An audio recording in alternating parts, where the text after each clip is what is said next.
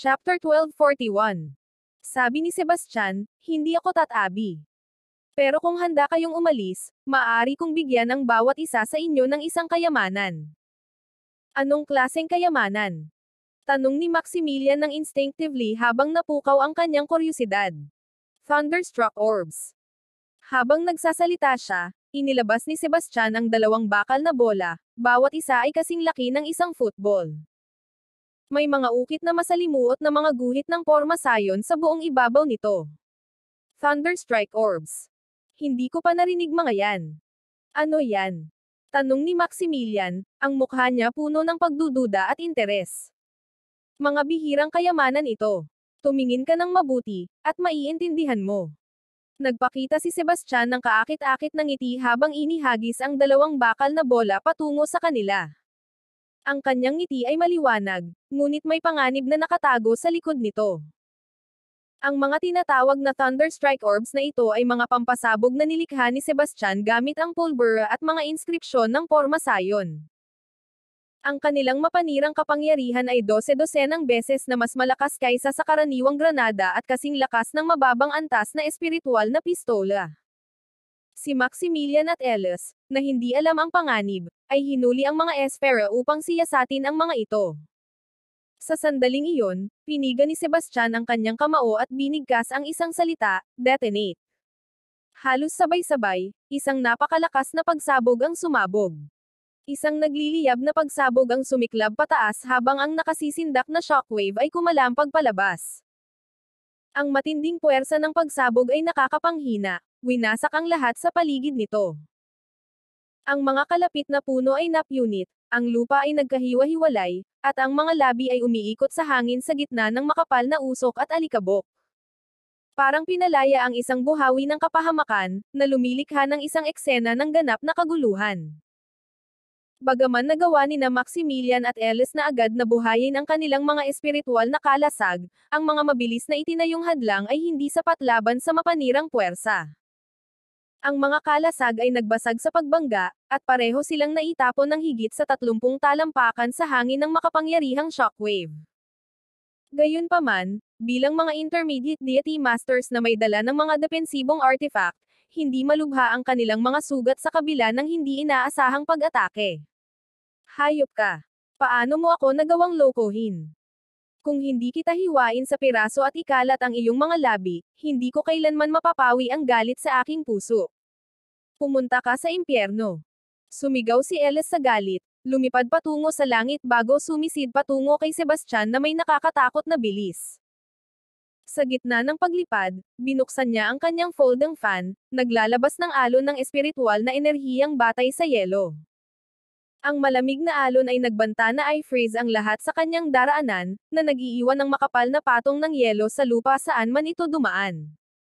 Mamatay ka na! Sigaw ni Ellis. Samantala, inilunsad din ni Maximilian ang kanyang atake. Hinugot ang maapoy na pulang mahabang espada, itinutok niya ito pasulong, nagpalabas ng umaatungal na dragon ng apoy na sumugod kay Sebastian.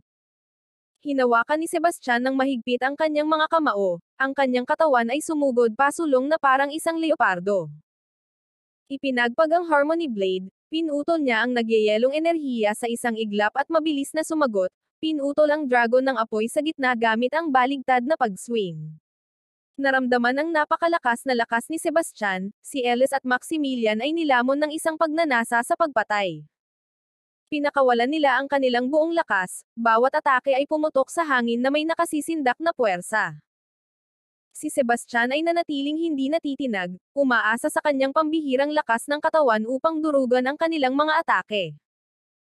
Ngunit habang lumilipas ang panahon, ang walang humpay na pag-atake ni na Maximilian at Ellis ay nagsimulang magdulot ng epekto, at nagsimula na siyang makaramdam ng pagod.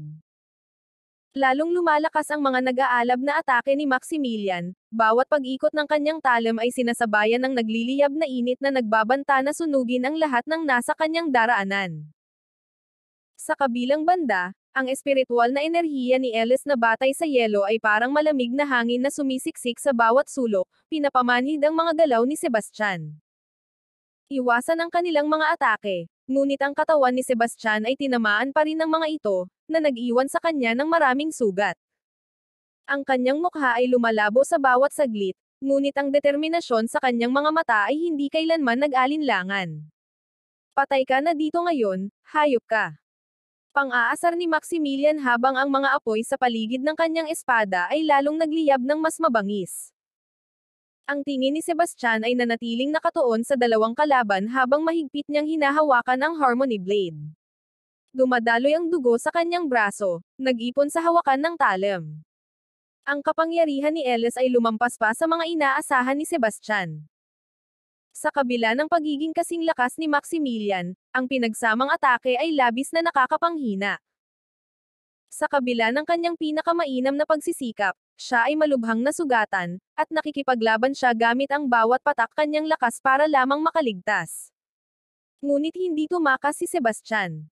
Alam niyang ang kanyang kasalukuyang kalagayan ay walang puwang para sa pagtakas at na ang pagtatangkang tumakbo ay magbubukas lamang ng mga nakamamatay na pagkakataon.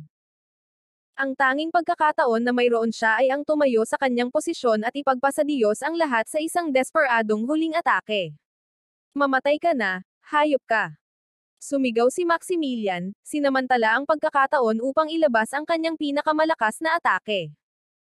Isang napakalaking dragon ng apoy ang sumabog mula sa kanyang talem, rumaga sa patungo kay Sebastian na may nakakatakot na lakas. Sa parehong sandali, inilunsad ni Ellis sarili niyang atake. Gamit ang kanyang espiritual na enerhiya, lumikha siya ng isang napakalaking yelo na phoenix. Sa isang galaw ng kanyang folding fan, ang yelo na phoenix ay tumakbo patungo kay Sebastian sa isang nakakagulat na bilis. Dalawang puwersang magkasalungat, isa'y nag-aapoy, ang isa'y nakabibinging lamig ay nagtagpo kay Sebastian mula sa magkasalungat na direksyon. Ang kanilang pinagsamang lakas ay yumanig sa larangan ng digmaan ng may nakasisindak na tindi. Chapter 1242. Si Sebastian ay labis ng nasugatan, at hindi niya kayang labanan ang nakakatakot na pinagsamang atake ni Ellis at Maximilian. Pinagsikapan niyang ipunan ang lahat ng natitirang lakas at inugoy ang kanyang Harmony Blade ng buong lakas. Ang talem ay sumalpok sa papalapit na enerhiya sa isang pagsabog na yumanig sa lupa. Ang napakalakas na puwersa ay itinulak si Sebastian pabalik ng higit sa 60 talampakan, tinamaan siya ng 5 o napuno siya bumagsak lupa. Nagsuka siya ng maraming dugo, at ang buong katawan niya ay punong-puno ng sakit. Dama po ang dugo sa kanya mula ulo hanggang paa, na nagbigay ng nakakagulat na tanawin. Dahil lamang sa kanyang napakalakas na pangangatawan siya nakaligtas. Sino man sa kanyang posisyon ay tiyak na mamamatay sa lugar. Si Sebastian ay nahirapang bumangon, ang kanyang mga mata ay nakatuon ng matindi kina Ellis at Maximilian. Sa kabila ng kanyang malubhang mga sugat, ang kanyang tingin ay nanatiling matatag, puno ng determinasyon. Anong kamangha-manghang depensa? Sigaw ni Maximilian sa hindi makapaniwalang tono. Huwag ka nang mag-aksaya ng oras sa kanya, malamig na sinabi ni Ellis. Tapusin mo na siya, tapos habulin si Anastasia. Hindi natin siya pwedeng palampasin. Lumapit si Maximilian kay Sebastian. May isang malupit na ngiti na kumakalat sa kanyang mukha. Iyan ang presyo ng paglaban sa akin, bata. Ngayon, mamatay ka na. Habang nagsasalita siya, itinaas ni Maximilian ang kanyang naglalagablab na mahabang espada at itinusok ito patungo sa dibdib ni Sebastian. Huwag. Isang utos na sigaw ang biglang umabot mula sa malayo. Lumingon si Sebastian sa tinig at nakita si Anastasia na dahan-daang lumalapit, hawak ang kanyang mahabang espada. Sabi ko sa'yo, tumakbo ka. Bakit ka nandito ulit? Kitang-kita ang pagka-frustrate ni Sebastian habang iniikot ang kanyang mga mata. Inilagay niya ang lahat sa panganib at nauwi sa napakahirap na kalagayan para matiyak ang kanyang kaligtasan. Ngayon, ang kanyang hindi inaasahang pagbabalik ay tila nagpasayang lahat ng kanyang mga pagsisikap. Hindi pinansin ni Anastasia ang mga salita ni Sebastian at sa halip ay kinausap sina Ellis at Maximilian. Ang alitan ninyo ay sa akin. Palayain ninyo siya, at susuko ako sa inyo. Anastasia, akala mo ba nasa posisyon ka para makipag-ayos? Uunahin naming patayin siya, at kami ang magpapasya sa iyong kapalaran. Nagsalita si Ellis ng may pang-aasar at malamig na tono. Tama ka, hindi ako makakatakas, sabi ni Anastasia na makahulugang tono, Pero kung ang gusto mo lang ay isang bangkay, sige, patayin mo na siya. Sige. Pwede na naming palayain siya, pero kailangan mong magpakabait. Ngayon, inuutusan kita na habarin ang iyong mga damit, sabi ni Ellis sa isang autoritaryang boses, na walang puwang para sa pagtatalo. Anastasia, huwag kang makinig sa kanila. Umalis ka na. Hindi nila ako kayang patayin. Sigaw ni Sebastian ng may determinasyon. Lumingon si Anastasia sa kanya, ang kanyang ekspresyon ay puno ng pasasalamat. Salamat, pero dapat ka nang umalis. Hindi siya makakaalis. Malamig na sabi ni Ellis. Anong ibig mong sabihin? Tanong ni Anastasia, habang tumataas ang kanyang galit. Nagngisi si Ellis. Dahil bumalik ka, ibig sabihin hindi ka natatakot mamatay. Kung palalayain natin siya at magpasya kang tapusin ang iyong buhay, lahat ng ito ay magiging walang kabuluhan.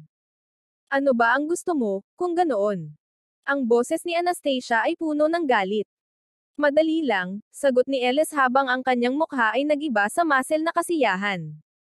Mananatili siya dito, at sasama ka sa amin para sa kaunting dole cultivation. Kapag tapos na kami, palalayain namin siya. Ang mga mata ni Anastasia ay nag-aapoy sa walang hangang galit, ngunit isang malalim na pakiramdam ng kawalang kapangyarihan ang bumalot sa kanya. Sa mga luha na pumapailan lang sa kanyang mga mata, tumanggo siya ng may pag-aatubili. Sige. Pero pakinggan mo akong mabuti. Kung bawiin mo ang iyong salita, sumpa ko, susundan kita kahit bilang isang multo. May isang salita ako, sabi ni Ellis habang nakangiti. Mapagkakatiwalaan mo kami na tutuparan ang aming mga pangako. Ngayon, maging mabait ka at magsimula ng magbihis. Ang pananabik ni Maximilian ay halata habang masigasig siyang lumapit kay Anastasia, ang kanyang mga mata ay nag-aapoy sa pagnanasa. Bilang pangalawang prinsipe ng Thousandfold Empire, wala siyang kakulangan sa mga babae, ngunit wala ni isa ang makakapantay kay Anastasia. Hindi lamang siya napakaganda, kundi siya rin ang Holy Maiden ng Violeta at mayroong pambihirang pisikal na katangian ng banal na landas. Ang pag-iisip na makakamit niya siya ay nagpainit ng kanyang dugo sa pananabik. Si Ellis ay pareho ring sabik. Gayunpaman, siya ay huminto, pinipigilan ang sarili ayon sa kanilang kasunduan na hayaang mauna Maximilian. Ang mga luha ni Anastasia ay nagsimulang pam-attack habang dahan-dahan niyang tinatanggal ang kanyang kasuotan. Impatiyenteng sa kanyang mabagal na kilos, hindi na mapigilan ni Maximilian ang kanyang sarili. Lumakad siya ng mabilis, na may balak na sapilitang itulak siya pababa. Kabanata 1243. Noong mga sandaling iyon, nakaramdam siya ng matinding panganib sa kanyang buhay. Mag-ingat ka. Sigaw ni Ellis nang nagmamadali. Mabilis ang mga reflex ni Maximilian, at agad siyang tumalon sa ere. Sa halos eksaktong sandali, isang dosenang makapangyarihang enerhiya ng espada ang sumabog mula sa lupa. Ang mga enerhiya ng espada ay napakatalam at magputol ng ano. Ito ang 5-tier death formation at ang Sovereign Sword Convergence. Takbo. Mabilis na lumitaw si Sebastian sa tabi ni Anastasia, hinawakan ang kanyang kamay habang mabilis silang tumakas. Huwag. Si Ellis at Maximilian ay galit na galit, handang makialam. Gayunpaman, hinarap nila ang 5-tier death formation, at hindi nila kayang magpabeya. Kinailangan nilang mag-focus ng buo sa pag-iwas at pagtatanggol, na nag-iwan sa kanila ng walang pagkakataon na habulin ang dalawa. Nagtayo si Sebastian ng Sovereign Sword Convergence, kaya ang mga enerhiya ng espada ay sumunod sa kanyang utos.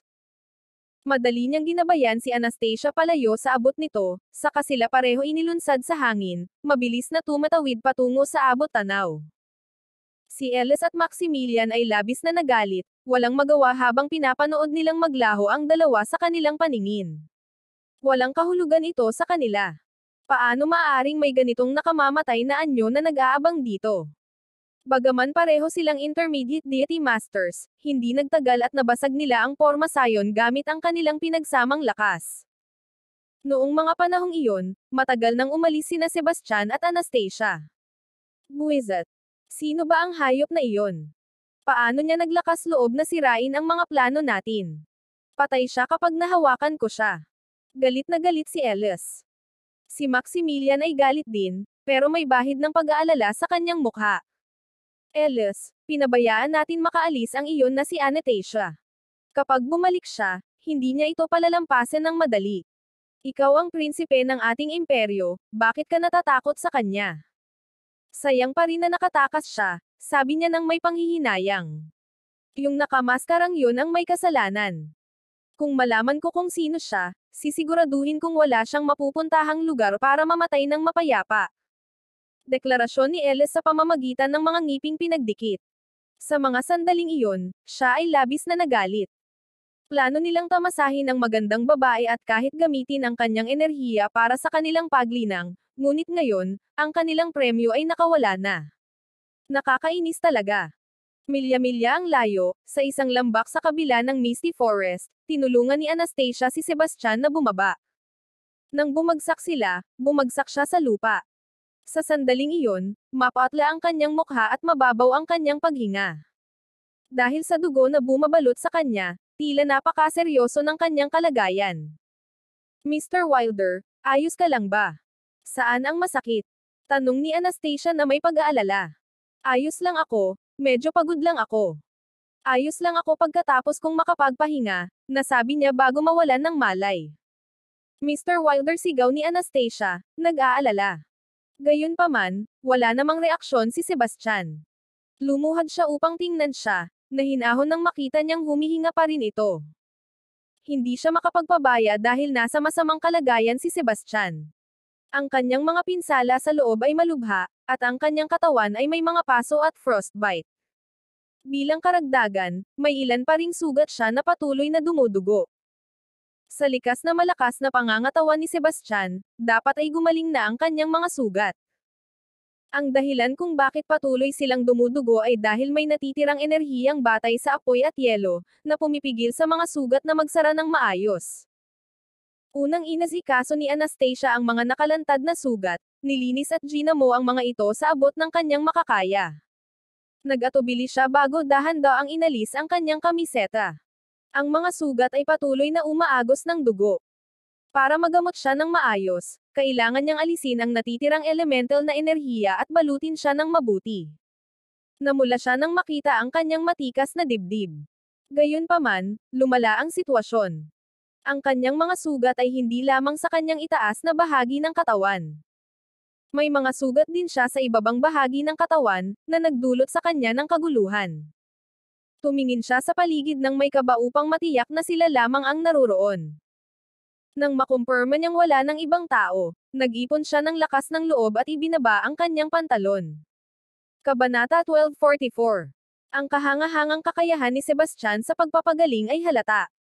Sa tulong ni Anastasia, mabilis na huminto ang pagdurugo ng kanyang mga sugat, at nagsimula ng gumaling ang mga punit na may nakakabiglang bilis. Pati ang kanyang mga panloob na pinsala ay mabilis na gumagaling. Habang unti-unting bumabalik sa ayos ang kanyang paghinga, unti-unti ring bumuti ang kanyang kutis. Doon lamang tunay na nakapagpahinga si Anastasia.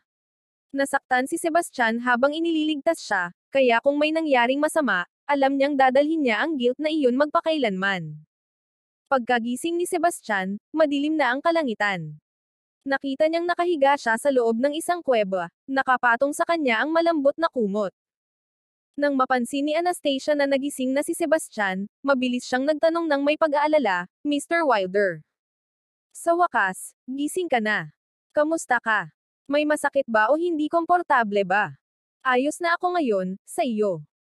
Pinahahalagahan ko ang pag-aalaga mo sa aking mga sugat, sabi ni Sebastian na may ngiting puno ng pasasalamat. Mabilis na sinabi ni Anastasia, huwag mong sabihin yan. Dahil sa pagliligtas mo sa akin, kaya ka nasaktan. Kung may dapat magpasalamat, ako iyon. Napansin ni Sebastian ang isang hindi pangkaraniwan, tinanong, Ms. Waverly, ikaw ba ang naglagay ng benda sa mga binti ko? Pagkatapos niyang itanong iyon, pinagsisihan niya ito. Sino pa ba kundi siya, lalo na't mag-isa lang sila? Ang kanyang tanong ay nagpalala lamang sa sitwasyon. Tama nga, ang mukha ni Anastasia ay namula ng malalim na pula at ang kanyang mga pisngi ay nag-aapoy sa init. Ang paggaling ni Sebastian ay mas mabilis kaysa sa inaasahan ni Anastasia. Sa loob lamang ng isang araw, halos ganap nang gumaling ang kanyang mga panlabas na sugat, at kahit ang mas malubhang mga sa loob ay labis na bumuti. Mr. Wilder, matagal na akong nawala, kaya panahon na para bumalik ako. Heto, tanggapin mo ito. Sabi niya, iniaabot sa kanya ang isang metal na barya. Nakaukit sa isang bahagi ang mga salitang, Holy Maiden, habang sa likod naman ay nakasulat ang, Holy Maiden ng Violeta. Ipinaliwanag ni Anastasia, ito ang aking token ng pagkakakilanlan. Kung kailanganin mo ako, dalhin ito sa Violeta Sacred Ground. Tinanggap ito ni Sebastian sa pamamagitan ng pagtango, siguradong bibisita ako. Nagkulay rosas ang kanyang mga pisngi habang lumipad siya patungo sa kalangitan, mabilis na lumilipad patungo sa abot tanaw hanggang sa siya'y nawala sa paningin. Matapos ilagay ang token, siya ay umakyat sa himpapawid, sinusundan ang landas na tinahak ni Anastasia. Ang Violeta Sacred Ground ay mayroong pagtanggap ng mga disipulo tuwing 6 na buwan, na umaakit ng 10,000 mga umaasang aplikante. Ang Violeta Sacred Ground ang pinakamakapangyarihang sekta sa buong lupain. Para sa isang karaniwang tao, ang pagsali dito ay parang pagtama sa jackpot. Sa mga pinakamatataas na guro sa kanilang hanay, ang pagiging disipulo ay nangangahulugang pagkakaroon ng isang napakalakas na tagapagtanggol at walang kapantay na pag-akses sa kapangyarihan. Ang Sacred Ground ay nagmamayabang ng mga elite na teknika at isang komprehensibong pamana, nag-aalok ng mga aral na angkop sa bawat uri ng elemental na enerhiya. Hindi na nakapagtataka na napakaraming mga umaasa ang dumating upang kumuha ng mga pagsusulit sa pagpasok. Kahit na 10,000 lamang ang dumating, itinuturing pa rin itong kaunting tao. Sa rurok nito, ang bilang ng mga aplikante ay madaling umabot ng mahigit 1,000,000. Ang malaking bayad na 10,000 espiritual na bato ay naghadlang sa maraming nais sumali. Kung hindi, mas magiging matindi pa ang kompetisyon. Sa kabila ng malaking bilang ng mga dumalo, humigit kumulang 10,000 kandidato lamang ang tinatanggap bawat pagkakataon, na nagpapahirap sa tsansa ng pagtanggap. Si Sebastian ay isa lamang sa maraming kalahok, bagaman ang kanyang layunin ay hindi upang magmana ng anumang mga teknik. Mas interesado siya sa pagkakaroon ng matibay na suporta. Bilang isang disipulo ng Violeta Sacred Ground, kahit ang mga tao mula sa Gaudium Sacred Ground ay kailangang mag-isip ng 2 beses bago subukang gumawa ng kahit ano laban sa kanya. Siyempre, may isa pang dahilan.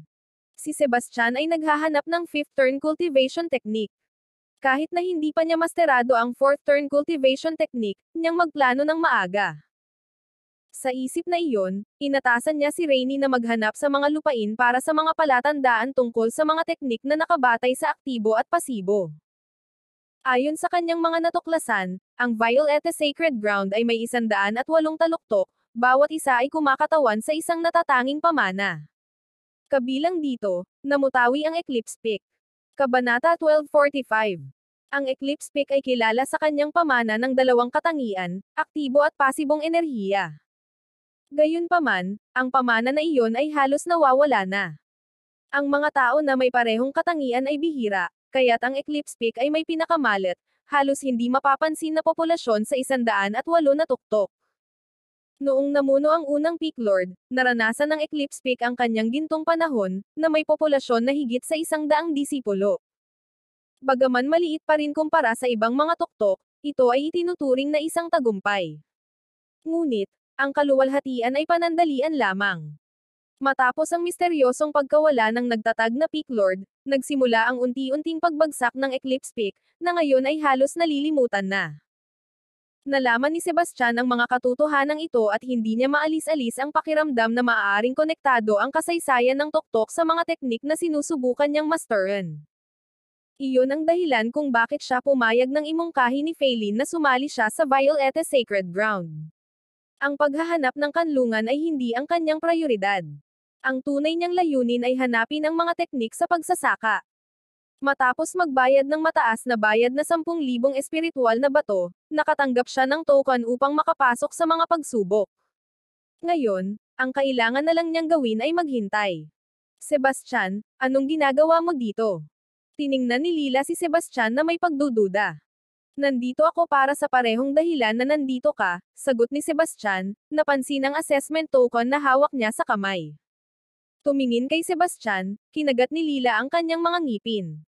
Minsan itinago ni Sebastian ang kanyang tunay na pagkatao. Ginawa siyang katatawanan sa pinakamataas na salusalo. Nakipagpalagayang loob siya kay Calex, ngunit siya'y pininsala ni Sebastian hindi nagtagal. Iniwan nitong wasak ang kanyang reputasyon sa buong Wonderton.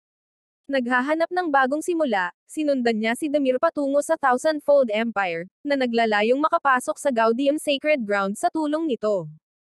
Gayunpaman, nagkaroon ng mas madilim na pagliko ng ipustesya ni Demir, na nagdulot sa kanya na mawalan ng kanyang pagkabirhen. Sa kanyang isip, lahat ng ito ay kasalanan ni Sebastian. Anong problema, Lila? Ilang kabataang lalaki at babae ang lumapit.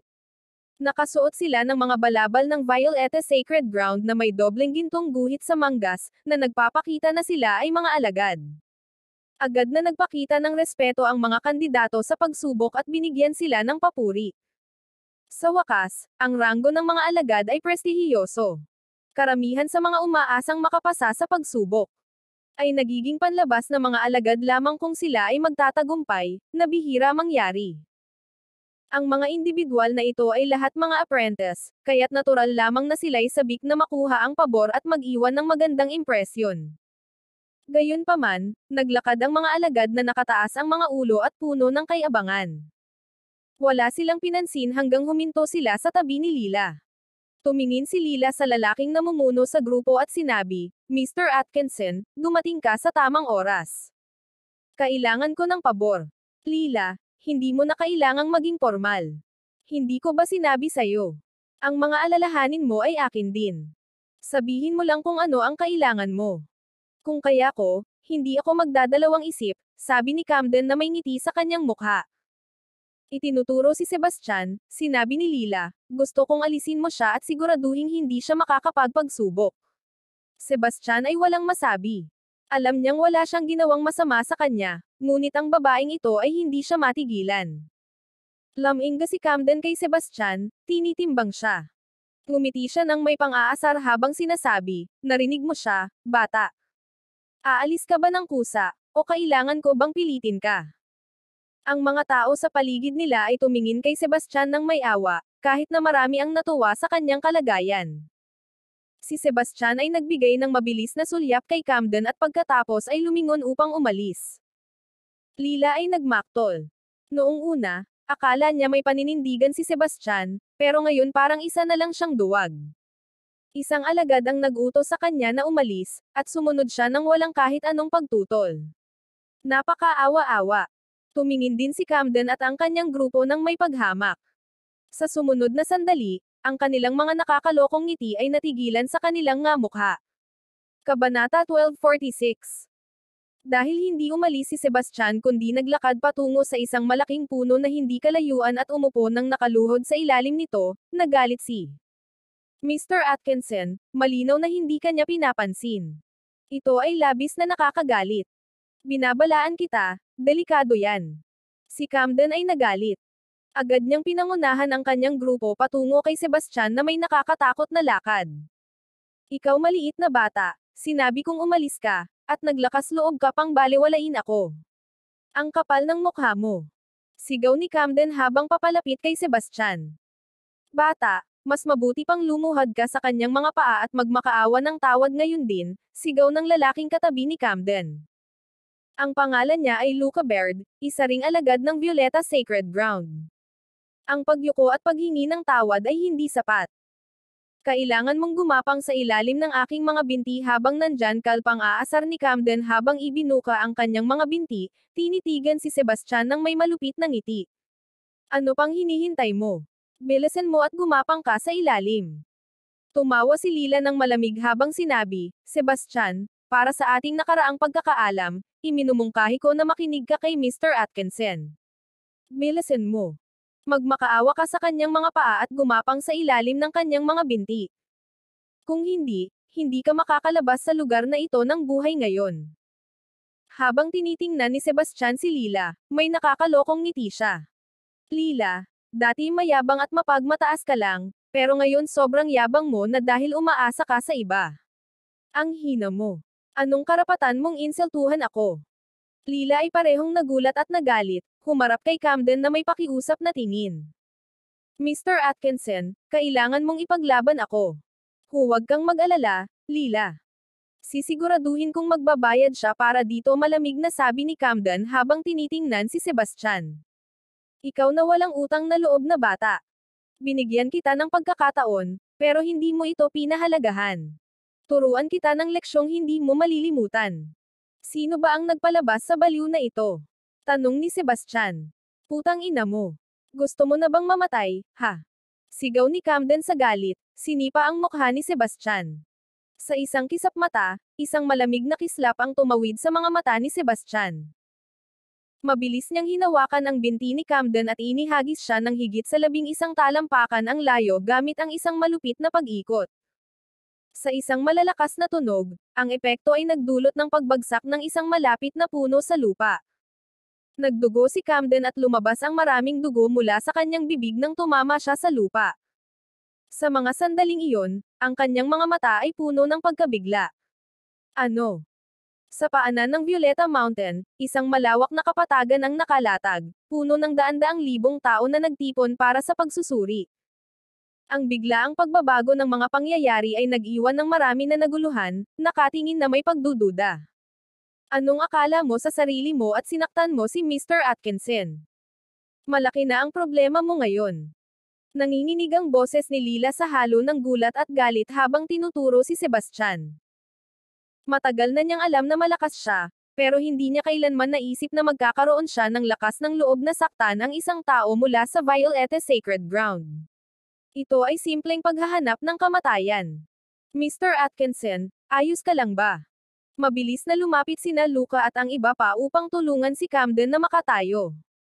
Matapos punasan ang dugo mula sa kanyang bibig, tinignan niya si Sebastian ng may matinding galit. Sumagot siya, akala mo ba makakaligtas ka sa pagsample sa akin? Sisiguraduhin kong buhay ang kapalit mo, lahat kayo, atake. Tapusin siya. Sa kabila ng kanyang galit, alam ni Camden na mas mabuting huwag maliitin ang lakas ni Sebastian. Nagpasya siyang pabagsakin siya kasama ng iba. Si Luca at 4 pang iba ay mabilis na pinalibutan si Sebastian, binunot ang kanilang mga espiritual na mahabang espada. Patay na yang lalaking yan. Karapat-dapat lang sa kanya yan. Tanging isang handal lang ang magtatangkang humawak sa sinuman mula sa Violeta Sacred Ground. Ang mga tao sa paligid ay nakatingin kay Sebastian na parang sigurado na silang mamamatay siya. Nanatiling kalmado si Sebastian, hindi man lang nag-abala na tumayo. Sabi niya ng malamig, huwag mo akong gawing kalaban. Ang mga kahihinatnan ay higit pa sa kaya mong harapin. Ang yabang mo pa rin kahit malapit ka ng mamatay. Patayin niyo siya. Sigaw ni Camden ng galit. Siya ang unang sumugod na may dalang espada na nakatutok diretso sa lalamunan ni Sebastian. Sinundan siya ng iba, umatake gamit ang lahat ng mayroon sila. Hindi sila nag-atubiling umatake dahil determinado silang patayin siya. Ang mundo ng pagsasaka ay palaging brutal, at ito ay isang lugar kung saan ang malalakas ay nilalamon ang mahihina. Ang mga pagtataksil sa pagitan ng mga kapwa-disipulo ay karaniwan din. Pero ang pagpatay sa isang dayuhan tulad ni Sebastian, walang mag-aaksaya ng oras. Umalis kayo. Kabanata 1247. Ang sigaw ni Sebastian ay umuugong na parang kulog, nagpadala ng shockwave sa gitna ng tao. Si Camden at ang kanyang grupo ay naramdaman ang kanilang mga laman na umiikot ng marahas, ang kanilang dugo ay umaagos sa ilalim ng puwersa. Sa susunod na sandali, isang napakalakas na enerhiya ang sumabog mula kay Sebastian, at sa isang nakabibinging pagsabog, si Camden at ang kanyang mga kasama ay nahadyas ng ilang talampakan palayo. Nagsuka sila ng mga bungkos ng dugo, bumagsak ng malakas sa lupa. Ang biglaang palabas ay nag-iwan sa lahat ng naroroon na nakatigil sa pagkabigla. Pagkatapos ng lahat, sina Camden at ang iba pa ay mga alagad mula sa Violeta Sacred Ground. Bawat alagad ay kailangang maging hindi bababa sa 7-star demigod sa edad na 30. Kung sila ay higit sa 30, kailangan nilang maging 9-star demigod. Kung sila ay higit sa 35, kailangan nilang maging isang Lesser Deity Master. Bagaman wala sa grupo ni Camden ang Lesser Deity Master, lahat sila ay makapangyarihan, kasama na si Camden mismo na nasa 9-star demigod level at si Luca sa 8-star.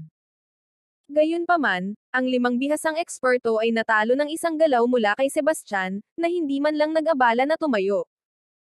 Ang kanyang lakas ay nakakatakot, lampas pa sa inaasahan ng kahit isang pinakamataas na demigod na makakatugma. Pwede bang siya ay isang lesser deity master? Nagbago ang pananaw ng mga tao kay Sebastian. Ang pagkakaiba sa pagitan ng isang demigod at isang lesser deity master ay parang gabi at araw. Habang ang pagiging demigod ay itinuturing na kahanga-hanga ng mga ordinaryong tao. Ibang usapan na pagdating sa lesser deity master. Kahit sa banal na lupa, ang mga lesser deity master ay itinuturing na tunay na mga eksperto. Sa mga alagad, napakabihira ng mga lesser deity masters. Tinutukan ni Camden ng masamang tingin si Sebastian dahil siya ay parehong nagulat at galit. May talento ka, bata. Kaya pala ang yabang mo. Hindi ko akalain na maglakas loob kang gumawa ng gulo sa mismong pasukan ng aming sacred ground, pinipirmahan mo ang aming sariling kapahamakan. Sa mga salitang iyon, kinuha niya ang isang transmission opal. Jimmy, inatake ako. Nasa paanan ako ng bundok. Dumaan ka agad at tulungan mo akong maghiganti. Isang malapit na tao ang lumapit at bumulong, "Hoy, pare, dapat umalis ka na habang kaya mo pa." Ang kapatid ni Camden, si Jimmy Atkinson, ay isang elite na disipulo, at isa sa mga pinakamataas na ranggo pa. Kung hindi ka tumakas ngayon, tapos ka na. Tumingin si Sebastian sa lalaki at sinabi, "Salamat sa babala, pero hindi ako aalis. Kailangan kong sumali sa Violeta Sacred Ground, kahit paman." Seryoso ka ba? Iniisip mo pang sumali sa Sacred Ground habang nakataya ang buhay mo? Kung hindi ka umalis dito, mamamatay ka.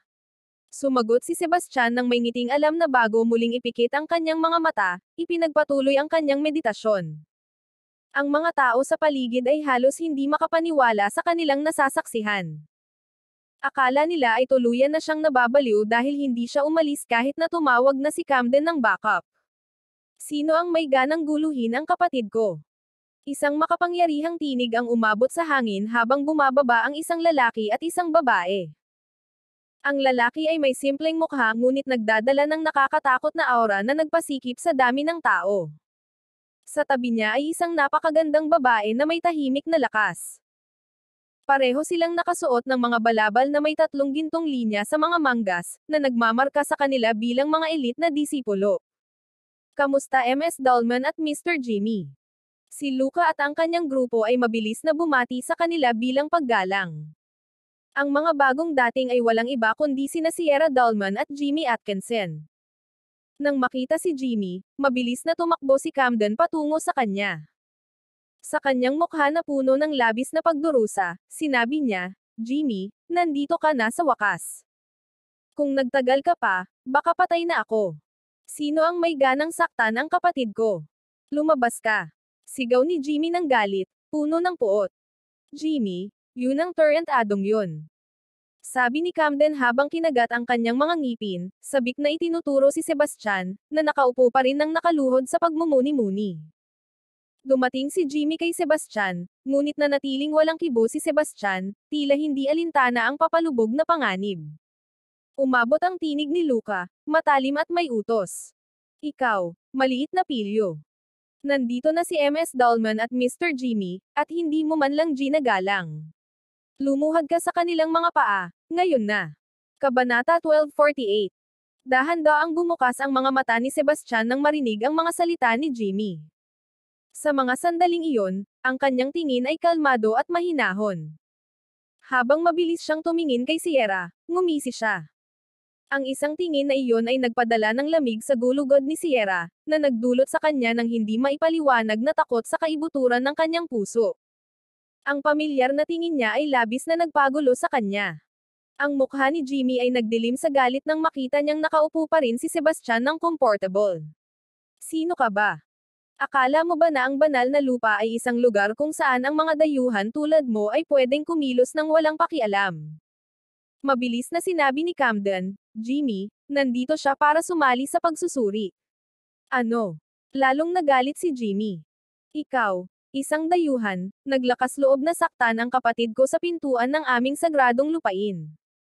Sino ang nagbigay sa iyo ng ganitong lakas ng loob? Lila ay nagmaktol. Sebastian, hindi mo ba nakikita na galit si Mr. Jimmy? Mabuti pang magmakaawa ka sa kanyang mga paa at humingi ng awa. Kung magpapakita ka ng sinseridad, baka mapatawad ka pa. Hindi pinansin ni Sebastian si Lila.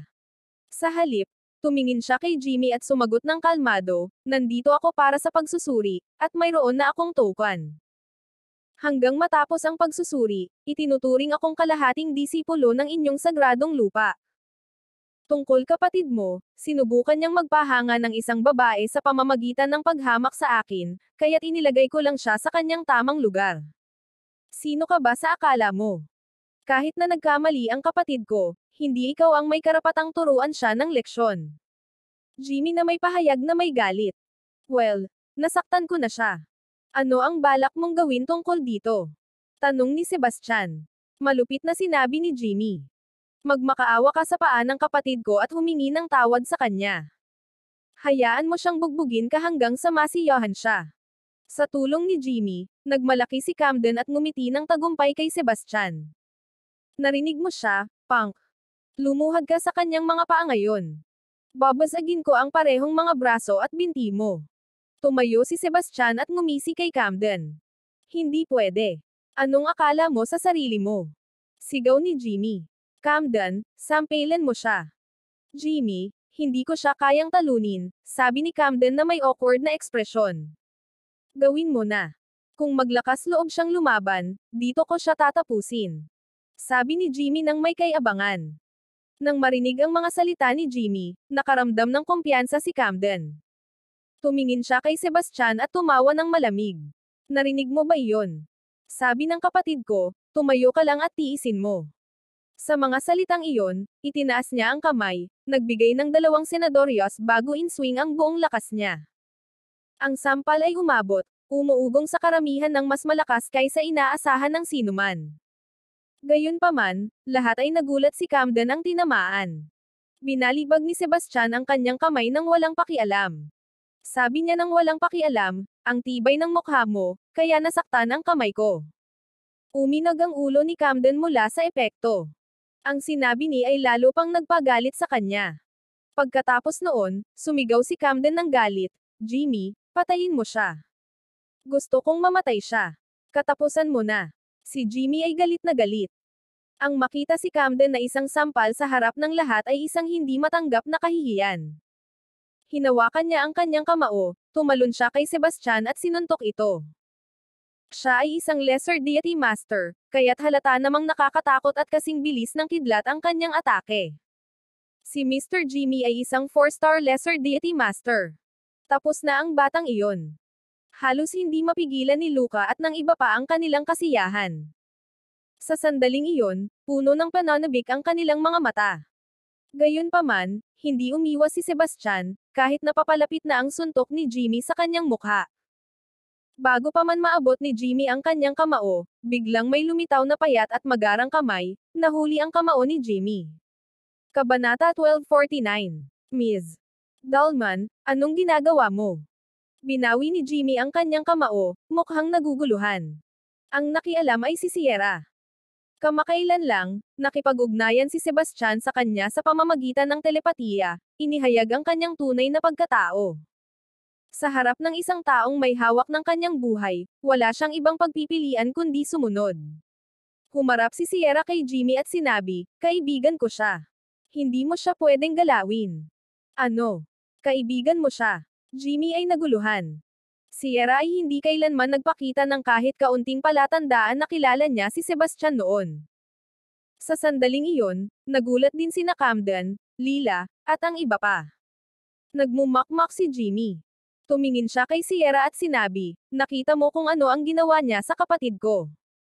Bilang paggalang sa iyo, isasalba ko ang buhay niya, pero kailangan niyang humingi ng tawad sa kapatid ko.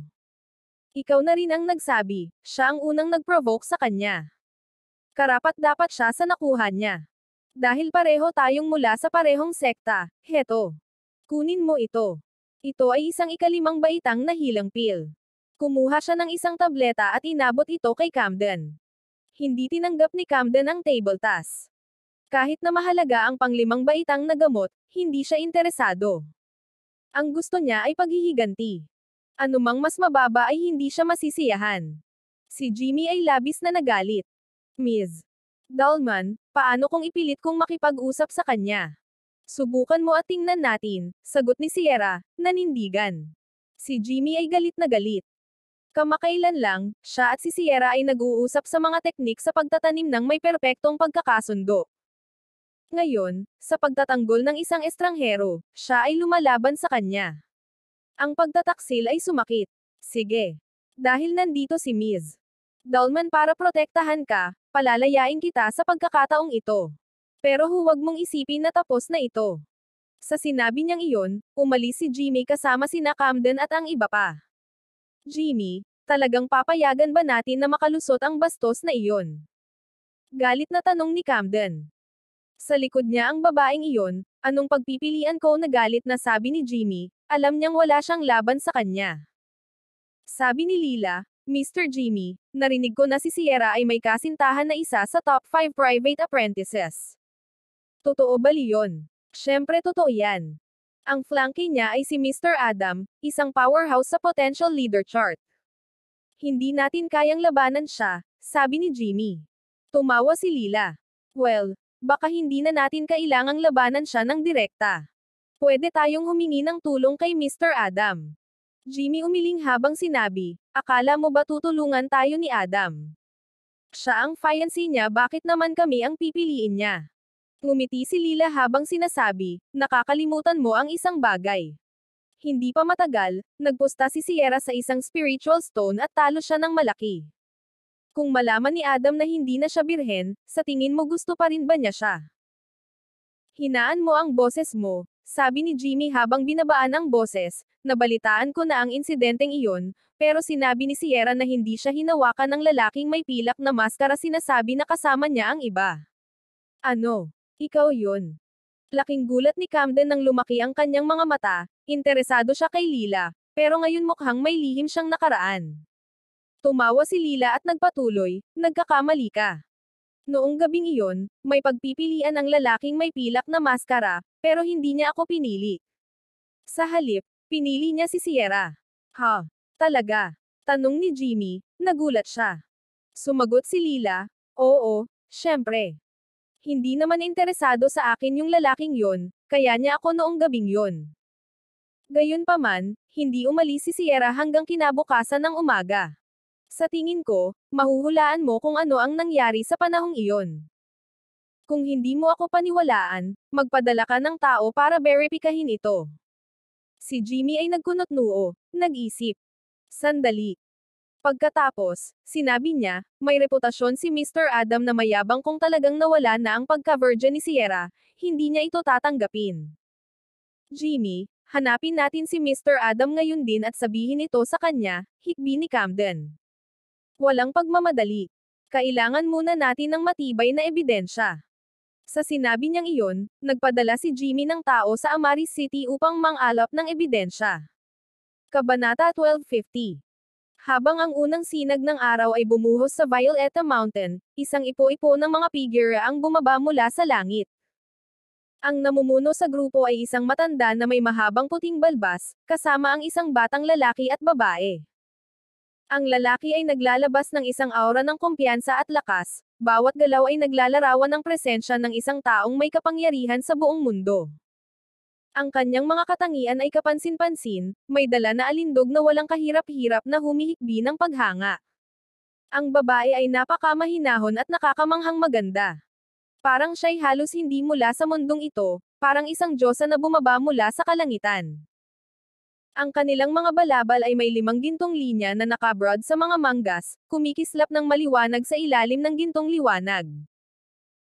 Sa sacred ground, isang gintong linya ang nagmamarka sa mga panlabas na mag-aaral, 2 linya para sa mga karaniwang mag-aaral, 3 linya para sa mga elite na disipulo, 4 para sa mga pribadong mag-aaral o panlabas na matatanda, at 5 para sa katayuan ng mga panloob na matatanda, ang Holy Son at Holy Maiden.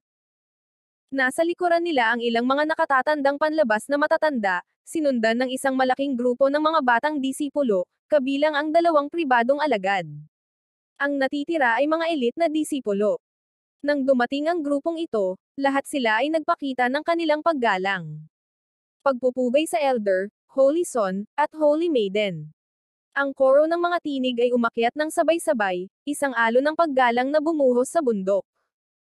Sa mga mata ay nakatuon sa Holy Son at Holy Maiden, ang pagkamangha at paggalang ay makikita sa kanilang mga titig. Ang Holy Son at Holy Maiden ay kumakatawan rurok ng talento at pagsasanay sa sacred ground, mga iginagalang na figure ng kanilang henerasyon.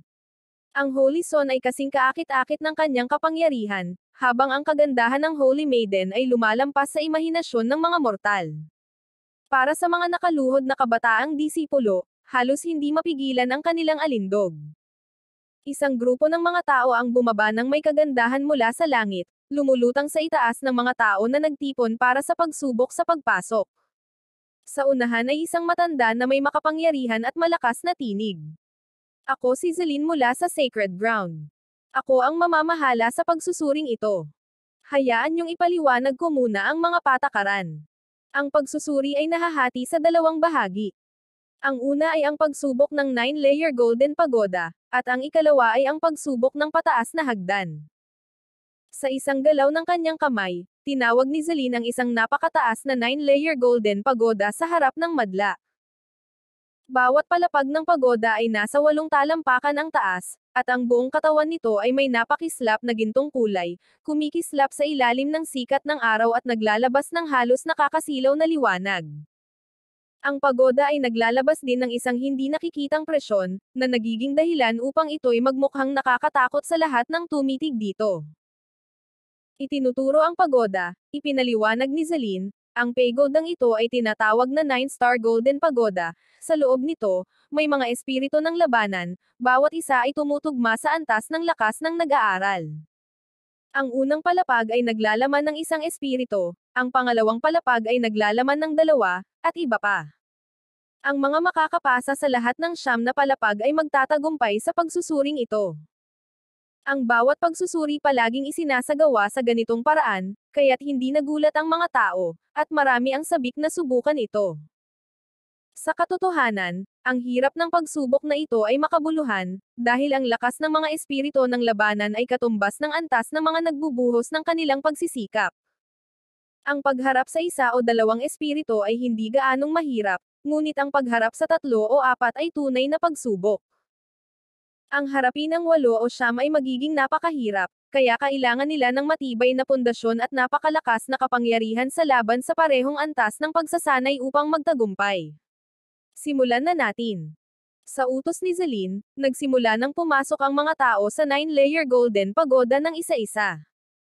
Mayroong daan-daang libong kalahok, at maaaring asahan na ang 9-layer Golden Pagoda ay malulumbay at babagsak dahil sa dami ng mga tao. Gayunpaman, gaano man karami ang pumasok, walang palatandaan ng pagkapagod ang pagoda. Ito ay dahil ang 9-layer Golden Pagoda ay isang espesyal na artifact, na may sariling espasyo sa loob. Madali itong makakapaglaman ng 1,000,000 kalahok nang walang problema. Pumasok si Sebastian sa 9 na palapag na gintong pagoda kasama ang karamihan. Pagkapasok niya, agad na nawala ang lahat, naiwan siyang nag-iisa. Ang 9-layer Golden Pagoda ay kahawig ng Chimes Tower. Kung hindi siya nagkakamali, ito rin ay isang mababang antas na espesyal na artifact. Si Sebastian ay naglakad diretso patungo sa hagdan, ngunit pagkatapos ng ilang hakbang, biglang lumitaw ang isang espiritu ng labanan sa unahan. Hawak ng espiritu ang isang mahabang sibat at itinusok ito patungo sa kanya. Hindi man lang naramdaman ni Sebastian ang pangangailangang kumilos. Pinayagan niyang tumama ng diretso ang sibat sa kanya. Sa isang malakas na tunog, nabasag ang sibat ng espiritu sa ilalim ng matinding pag-urong. Sa puntong ito, si Sebastian ay isa ng pinakamataas na demigod, kaya ang kanyang katawan ay mas matibay kaysa sa isang mid-grade na espiritual na artepakto. Kahit ang isang lesser deity master ay mahihirapan talagang makalusot sa kanyang mga depensa. Maaaring magkaroon sila ng pagkakataon kung gagamitin nila ang isang mataas na antas na espiritual na artepakto. Walang anumang kamalayan, itinapon ng espiritu ng labanan ang nasirang sibat nito at sinimulang salakayin si Sebastian gamit ang mga kamao nito.